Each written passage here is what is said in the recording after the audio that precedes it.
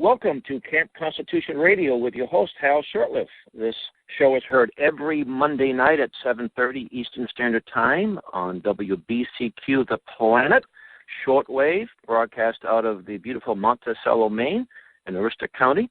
It's also heard on IPMNation.com every Saturday at 4 p.m. and on YouTube on the Camp Constitution YouTube channel. This show is brought to you by Camp Constitution, which, among other things, runs a week and a day-long summer camp program.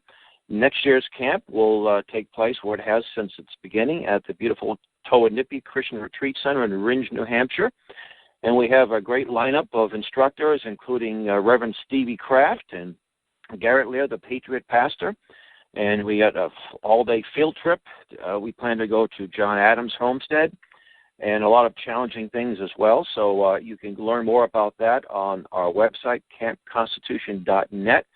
We also have the honor of archiving much of the works of the late Sam Blumenfeld, a pioneer in the homeschool movement, and he left his library to us, and we're good stewards of what he gave us. And a lot of his works, his newsletters, his speeches he gave all 50 states and a few foreign countries, warning people about the education establishment. We also have his Alpha Phonics, where you can actually teach people to read phonetically, 128 lessons in audio and video, as well as the Alpha Phonics book on PDF format. So check that out, campconstitution.net. Well, our guest today is somebody that I actually met about 7 or 8 years ago at a function down in New Jersey, and we shared the time on a Christian radio station in Syracuse, New York, or Rochester, New York, about 10 years ago. And I recently had the pleasure of attending his service in his church, Atla, All the Land Anointed Holy, in Harlem. And this is the Reverend James David Manning. Reverend Manning, thank you for coming on the show. Oh, it's good to be with you, Hal. Thank you for having me. By the way, Reverend Manning's his program, the Manning Report, is on YouTube. You've been doing it since about 2008? Yeah, about that time we got started, yes. And as a result of some of the, I would say, the truths, and you say hard things, but like the Lord, some truths have to be hard. And people have referred to you as an Uncle Tom because you're hard on blacks, but you're also hard on whites. Some of your videos, and you're speaking the truth. One of them that really hit home was you were saying, what's wrong with you white people for having leaders like Glenn Beck when you had people like George Washington?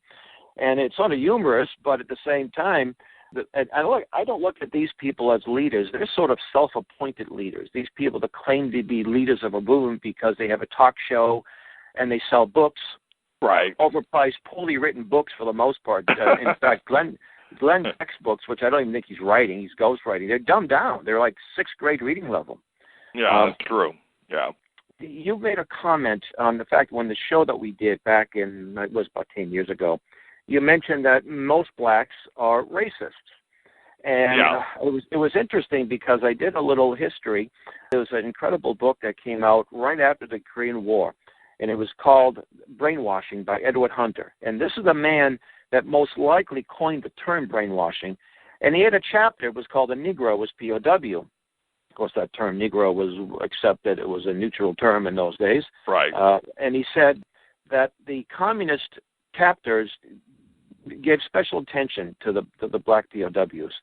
They wanted them to turn against America. They showed them films of the Ku Klux Klan and Jim Crow, all the negative things that went along with the racism in the United States. But they only got 1 or 2 that actually defected. And they said that the black American is 2 things that kept them from turning. 1 is that they have strong religious convictions, and 2, that they lack the capacity to hate. And I think the enemies of our nation, most of which have white skins, by the way, learned a lesson from that.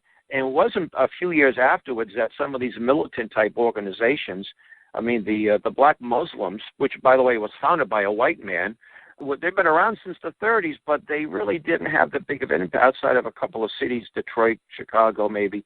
They got a guy, Malcolm X, he came on the scene, and he got all kinds of media coverage, and and then you had the groups like the Black Panthers and many, many other groups.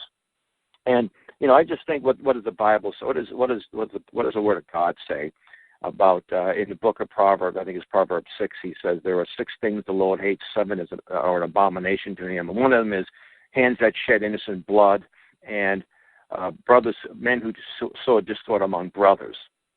And so I'd like to just make some comments on that, if you would. The fact that black people are racist, I think they're the epitome of racism. Racism for black people has been and developed over the past 50 or 60 years as a cottage industry. Indeed, most of the income that flows into the black community can find its roots in racism. And without racism, I think the black community would be bereft of supporting itself. President Johnson said in order with working with Adam Clayton Powell at the time, congressman, from Harlem, what was known as the Great Society, and through that, trillions of dollars rather, have been poured into the black community. There have been, over the past 50 years, $1 trillion a year. Of course, that's not just the black community, but to so-called poor and underserviced and underprivileged persons in America. But the majority of those people are black people. And the other item is most of the income, as I said before, that flows into the black community flows in as a result of some sort of racist policy, whether it be through affirmative action, whether a black lawyer goes to a school and becomes a lawyer and gets affirmative action grading. So racism is a way of life for black people, where it may be an afterthought or a response from other people. It is definitely a way of life for black people. Until that's understood, it's going to be very difficult to deal with the race issue here in America. Well, interesting. When I visited your church, I felt welcomed, like I was a longtime member. I didn't sense any hostility. I saw ladies dressed the way Christian ladies should dress, attractively, modestly. I saw young children joyful, also well dressed and respectful. And so I think it's possible, and I know that with good people like you, that we could put a stop to this or work to avoid. And it's interesting that these leftist progressives, they're always trying to fight racism or smash racism. You don't smash racism by angry demonstrations. You got to change the heart and not change the mind. And that's one of the things. And they purposely, I think they know that they're not really trying to fight racism. They're trying to cause more of it. Now, I live in Boston, and I was a high school student, junior high school, in the height of forced busing. My parents, I said a racial epithet when I was a little boy, didn't know what it was, and my mother slapped me, and she said, we're all God's children, you don't say that. And I thought, oh boy, I won't say that anymore. So that's the house I was raised in. My dad had a small business. He hired a young black man, and there was a lady with a Scottish accent that didn't like the fact, and my father was a very mild man. He grabbed her by the arm and threw her out of the store.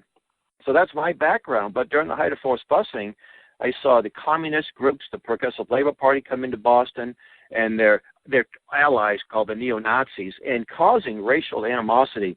I remember fishing in South Boston, which was a very one of the areas hit by forced busing, where I used to go fishing. All my fishing buddies were all blacks, and as soon as the forced busing came around, the blacks weren't.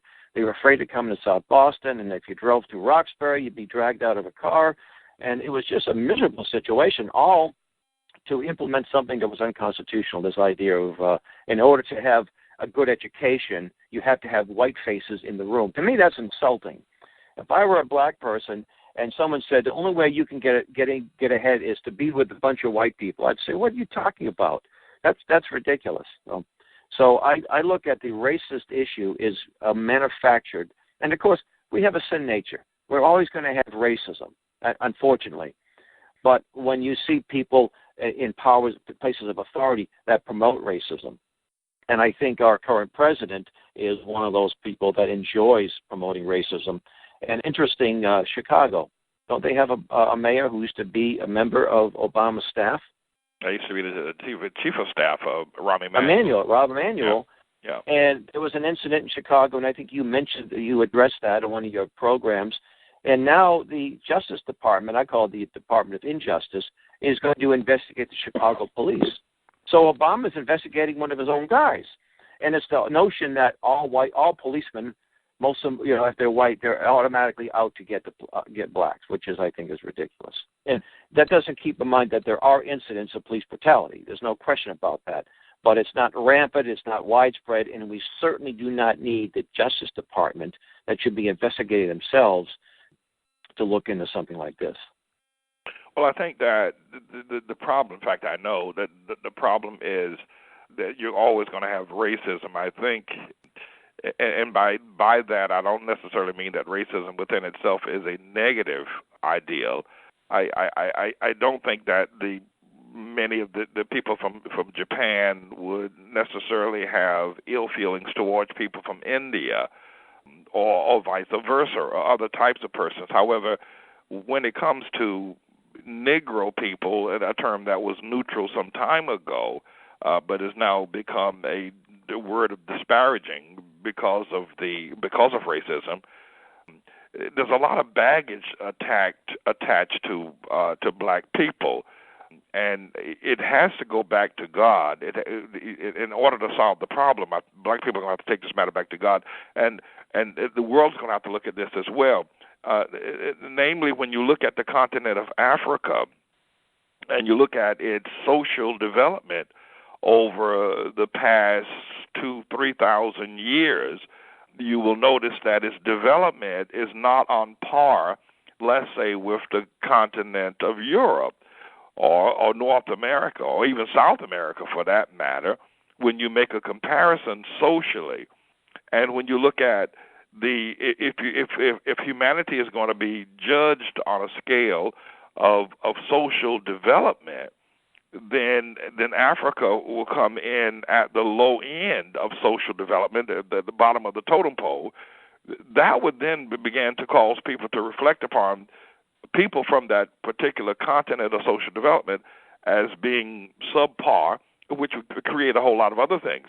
I guarantee you, if the tables were turned, if Africa as a continent and its social development was like what's happening with North America and with the United States in particular, and the United States, on the other hand, was of a lower social development, or England, for instance, let's just use England, the United Kingdom was on the par of, let's say, Uganda, Nigeria, and Africa, Uganda, and Nigeria on the par of America or England at present, the racism would be reversed. It would be a different structure.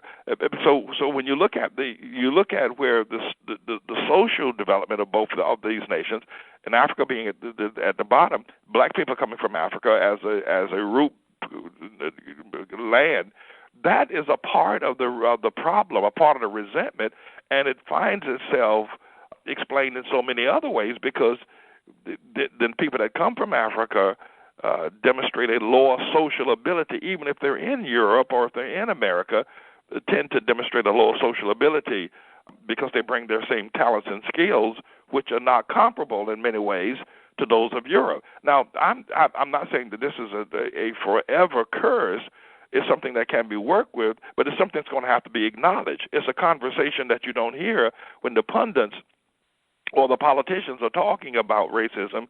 They're saying we just need to create laws to create more justice, so that through creating laws or creating affirmative action, that people can then be on the same par. And nothing could be further from the truth. We're going to have to go back and look at this very painful truth that I just talked about in terms of Africa not being able to be socially developed along and along the intellectual lines, along the social lines, cultural lines as other nations, if you're going to have the same kind of a respect. But the whole process is all backwards, and the pain that's associated with racism is not really looked at. So when people hear me talk, they say, "Well, he's a hater. He hates his own people. He hates his own race. He hates black people." That's one of the things that they say about me most. But it isn't that I hate. It's just that I'm just trying to help us understand, first of all, that even with the works of Dr. King and others, the problem of racism hasn't been solved. In fact, if you look at where we are since Dr. King, we're far worse. We were better as a people before his I Have a Dream speech. We had stronger families. We were less violent. We were not in prison at the same rate. We had a better sense of social respect. We've gone off the rails since Dr. King and the civil rights and social movement. Well, I think it was Walter Williams in one of his articles some years ago. He said that the Black American, that they survived slavery, Reconstruction, and the Ku Klux Klan, but the welfare state is killing them. Right, and he's absolutely right. Well, something to that effect. Yeah. Or the Great Society, which is the welfare state, is killing the black family. Getting back to it, you mentioned Africa, and you actually been to Africa a few times. You went to Liberia. I've been there several times, yes. South Africa. So you're speaking with someone, but it's been my observation that many sub-Saharan Africans, when I have some friends from South Africa, some folks in my church over the South Sudan, they have such incredible moral standards. And when they come over here, and it's a culture shock when they just put on our TV set or pick up a magazine, and it's incredible. So I tell people, I said, forget about sending missionaries to Africa. They ought to be coming over here to evangelize, because they haven't been, and on the homosexual issue as well. It's not nearly. In fact, my friend Scott. Pastor Scott there, Lively, went over to Uganda, and he spoke to the assembly there, and they passed a law, and now they want to sue him because they think he was promoting hatred and killing homosexuals. But over there, it's just something that I think they're very much ahead of us morally compared to where we are today. Yeah, that's on that particular issue, yes. But there, and as you very well know, Barack Hussein Obama has been advocating or actually threatening African nations that unless they began to adopt homosexuality as a lifestyle of humanity, and humanity, I suppose, is that he is going to withdraw whatever support America gives to these nations, and many of these nations have pretty much remained steadfast. But others are beginning to crumble a bit under the pressure. But right now, like I said, in Uganda, in Nigeria, and in I think several other nations, I can't think of them right now, have very strong anti-homosexual laws. In fact, you could be put to death. What's interesting is communist China does not allow, it's illegal for homosexual behavior. And that doesn't seem to be an issue with the progressives and socialists and the neocons. They love communist China. And the Muslims aren't exactly wearing rainbow burqas, do they? They're pretty hard against the homosexual, yet all of these progressives and leftists love the Muslims. And I thought, I was trying to figure out why. And I thought the answer was very simple. It's because they have a common enemy. The common enemy is Christian America. And that's why they work with the Muslims. But the Muslims, they'll work with these folks, but they don't have a great love of you don't see too many Muslims marching in the so-called gay pride parades, do you? No, you're not going to see it either. Muslims throw homosexuals, I call them sodomites, by the way. Right. They throw them off the roof. You're definitely not going to see that. I think it was, forget now, not the late, but the former president of Iran said that Mahmoud Ahmadinejad, that was his name, said they don't have any homosexuals in Iran. I'm sure that they do, but they definitely would never present themselves as homosexuals because they'd be instantly executed. But we have major social problems going on in America, and I think the biggest racist problem that has happened in America has been the election of Obama. He was elected simply because of his race, and it has stirred up more racism over the past 7 years since he's been illegally placed in office. And it's not just that, but it's also the affirmative action, which you mentioned earlier. Now, here's a white guy, hey, I'm qualified for this job. You talk about equality. I'm all in favor of that. If that black guy has more experience, or that black lady or whatever, hire him. But don't hire him because he's black. And then what happens is a stigma. the fellow black says, you just got that job because you're black, not because you're better. And so it's a lose-lose situation. And if we talk about equality, let's talk about equality. That's inequality, and this idea of reverse discrimination. That's still discrimination, and it's still evil. There's no such thing as reverse. It's either discrimination. It's discrimination, bottom line, whether it's white versus white or black. I'm still trying to discover why on earth would America ever do something as racist as affirmative action, because it has as its very premise the fact that people aren't equal, so therefore you have to raise or lower the playing field, whichever is appropriate, because people of themselves are not equal. And that's a statement that says inequality exists, so let's make it equal through some other process. I can't imagine why. I loathe the idea of affirmative action because it is a confession of being unequal to some other person. As you just stated, if a person is an engineer, whatever it is, and he's better qualified, if he's black to get the job, then hire him. But don't hire him over you simply because he is black but less qualified. I can't imagine why that still stands, and that America has not been up in arms over that issue, why it ever became a part of the way we do things in America. But it is, and because racism is very much alive and well, and it's going to remain that way for quite some time to come. Well, I know when the 1964 Civil Rights Act was passed, I think it was the senator from North Dakota, McGovern? Is it McGovern? Or Humphrey. And he said, if this sets up quotas, I will eat my hat. Well, he never ate his hat, but it did set up quotas, and I think that's the worst thing that could have happened. And I want to mention, too, that the founder of the John Birch Study, Robert Welch, wrote an essay. It was called To the Negroes of the South, and he was raised in the South, and he got most of his information from Ebony magazine from the 50s and early 60s.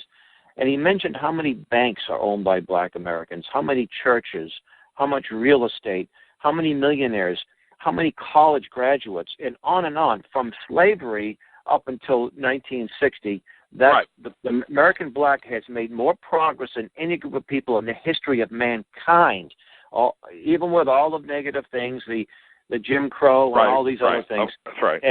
And much progress was being made. And it was like Booker T. Washington said in his great autobiography, that when you have something to offer the world, they won't ignore you that long. Yeah. And eventually these things, everybody, we want it now. We want it right now. We want complete equality right this second. But it doesn't work that way because of our human nature. And so all these great things, all these great strides were made. And you look at baseball, they broke the color barrier. You didn't have demonstrations. I didn't see one white liberal protesting in front of the Red Sox in the fifth. Well, I was born in '59, but there's no record in history of that happening. What happened was that, hey, there's some great black ball players. Let's get them up here into the majors. And, yeah, there were some problems, but eventually no one even gives it a second thought. The NAACP didn't have to get involved. The federal government didn't have to get involved. It was all done by the people in the private sector, people of goodwill. And that's how we're going to fight racism. It's not going to be done by groups like the Southern Poverty Law Center. It's going to be done by folks like you in the churches, and we're going to, a spiritual change of what we look at things. That's how it's done. It's not angry demonstrations or affirmative action. Well, you're pointing up what the founder of the John Birch Society was able to point up needs to be talked about with the pundits today, but they don't do that. They don't acknowledge the amount of real estate that was once owned. If you compare it to the present, since Dr. King, the absence of real estate, the absence of churches, the absence of the culture that was so prevalent even through Jim Crow. And I remember that period. I remember colored water fountains. I remember colored schools only. But I would say that those schools were probably superior to the junkie school, the public schools in New York City today. No, there's no doubt about it. There's absolutely no doubt about it, which would then contribute to, to a greater society, a more moral people because the schools today the public schools in New York City, and I'm sure in Boston as well, are armed camps, and I'm not sure any education gets done in most of these schools. But by the way, your church runs a school. Is that correct? We do. Yes, we do. Is it a K to 12 or elementary? Yeah, we do go from kindergarten to 12 to the 12th grade. Yes, we do. Let me ask you: do you use phonics in your classroom? As a program, no. We have a program that we have designed that works extremely well. It's called the MAD program. It's the acronym for Memory, Articulation, and Discipline in the Learning Process. That is to say that we understand that the human brain, the human capacity, has the ability to memorize and remember things that is taught.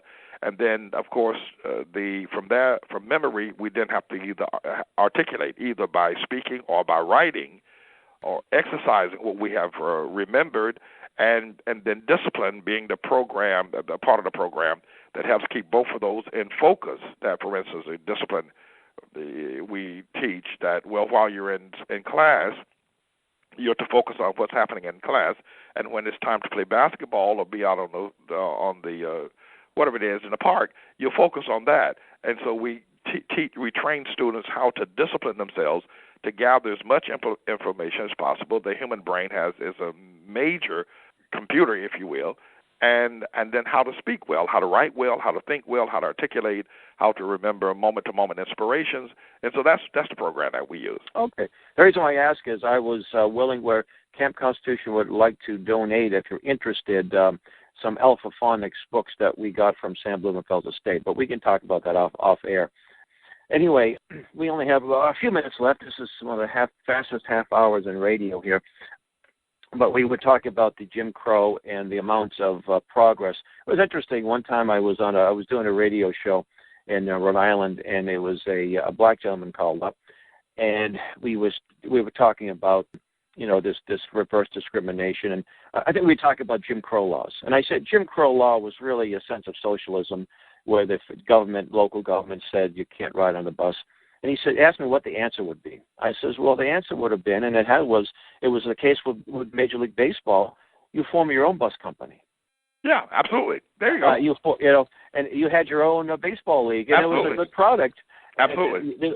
Okay. I don't think there was anything wrong with being a ball player in the Negro League. If you were a good ball player, and yes, it's too bad that you weren't open up to the major leagues, but that's fine. You still had your own league. And that wasn't a problem. I took a trip to Motown, the museum in Detroit. It was a wonderful story of free market enterprise. There's a guy that got his money from his family, except one of his sisters, and she didn't trust the guy, and she became his accountant. And they would, within a short time, there was a multi-million-dollar business, and the people loved to have their entertainers because they were wholesome and clean.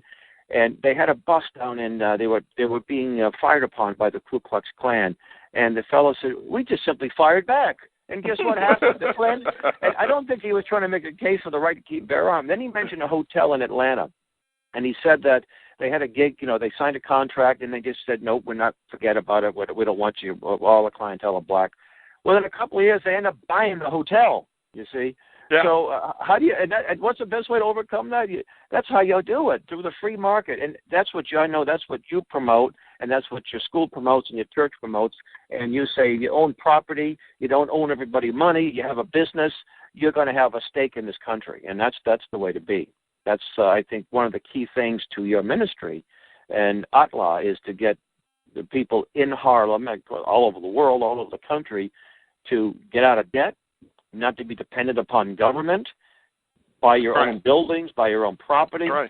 But that's a beautiful church building you have there, and it's just incredible. I was so impressed by the building. It's just a one outside and inside. It was very well done. Well, thank you very much. I guess we're out of time. So very quickly, how can people get hold of you? They can log on to atlah.org. That's ATLAH.org. ATLH.org, and from there you'll be able to find what you're looking for. All right. Well, thank you for being a guest. We'll do it again, and also want to offer your people a tuition to our summer camp program. And may you and yours have a very Merry Christmas, and God bless. Same to you as well. And thank you so very much for the interview and for the offer. Thank you so very much. Take care now. Bye-bye.